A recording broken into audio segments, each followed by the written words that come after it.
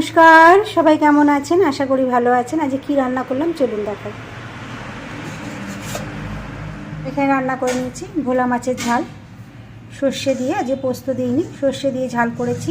ফোড়নে দিয়েছি কালো জিরে ফোড়ন আর সর্ষে কাঁচা লঙ্কা বেটে আমি এটাকে রান্না করে নিয়েছি। দিয়েছি নুন হলুদ, সর্ষে বাটা, একটা টমেটো দিয়েছি, নামানোর সময় দিয়েছি একটু ধনেপাতা দিয়ে সর্ষে দিয়ে ভোলা মাছের ঝাল করে নিয়েছি।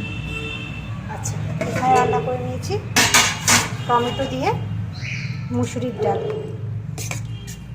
ফোড়নে দিয়েছি কালো জিরে ফোড়ন, শুকনো লঙ্কা ফোড়ন, কটা কাঁচা লঙ্কা দিয়েছি নুন হলুদ, নামানোর সময় দিয়েছি একটু ধনেপাতা, একটু চিনি দিয়ে মুসুরির ডালটা রান্না করে নিয়েছি। আচ্ছা, এখানে আলু ভাতে মেখে নিয়েছি, শুকনো লঙ্কা আর পেঁয়াজ ভেজে নুন দিয়ে আলু ভাতে মেখে নিয়েছি। এখানে করে নিয়েছি কচু ভাতে, কচুটাকে ভাতে দিয়েছিলাম, তারপরে আমি কাঁচা সর্ষের তেল, নুন, কাঁচা পেঁয়াজ, শুকনো লঙ্কা ভেজে আমি এটা মেখে নিয়েছি কচু ভাতে।